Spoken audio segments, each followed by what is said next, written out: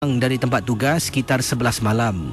Dan untuk pengetahuan KC, rumah saya ni telah pun dipilih sebagai blok N block lah, di mana penduduk-penduduk blok tersebut akan dipindahkan ke tempat lain di rumah yang baru. Dan waktu saya pulang 11 lebih malam, waktu itu rumah saya tu, blok saya ni tak ramai yang ada lagi. Hanya tinggal saya dan juga ada beberapa keluarga lagi yang saya tak pasti berapa ramai sebenarnya yang duduk dalam blok itu. Tetapi saya pulang rumah setiap kali memang menyeramkan. Kadang-kadang merasa meremang bulu roma.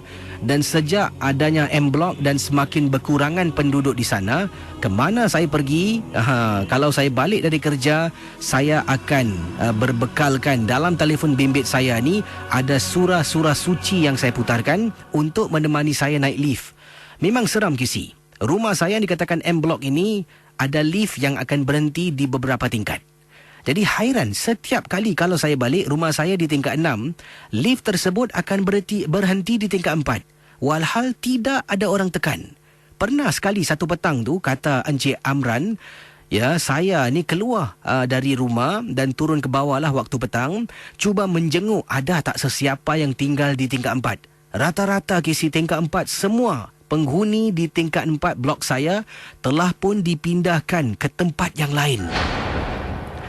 Jadi bila saya balik 11 malam, saya naik lift, selalunya mesti lift itu akan berhenti di tingkat 4.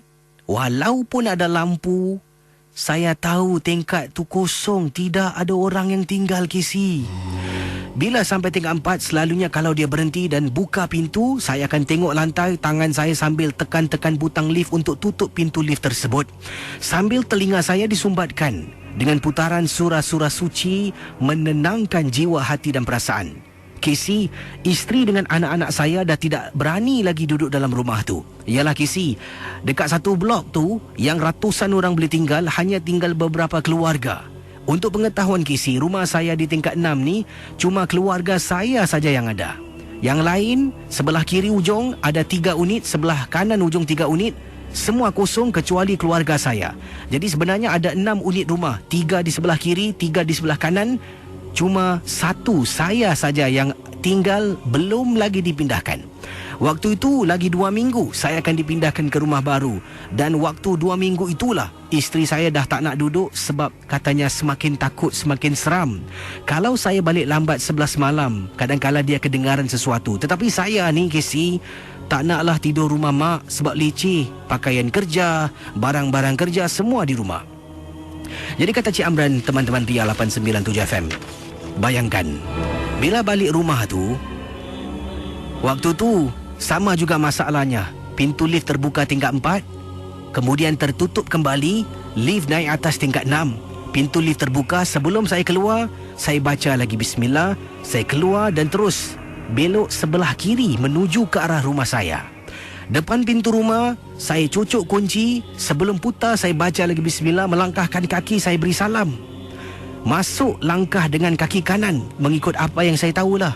Kemudian saya tutup pintu, saya pusing aja KC, nak tahu apa yang saya nampak KC. Para pendengar Ria 897,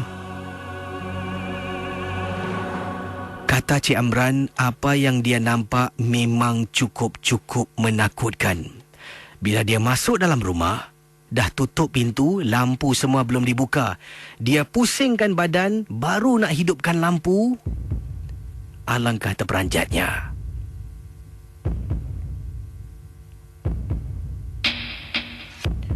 Saya nampak KC dari ruang tamu boleh nampak dalam bilik rumah saya. Dalam bilik KC, atas katil tidur saya ada perempuan berdiri, rambut panjang. Walaupun gelap, saya nampak dengan jelas KC. Bila saya pusing nampak benda tu, astagfirullahalazim. Saya buka pintu, saya keluar dari rumah, turun ke bawah pergi rumah mak saya dan duduk di sana sampai esok pagi. Barulah saya pulang ke rumah dengan isteri, dengan adik saya, angkut pakaian-pakaian tinggal rumah mak. Sampailah saya pindah ke rumah yang baru. Terima kasih dan selamat tengah malam KC. Saudara, kisah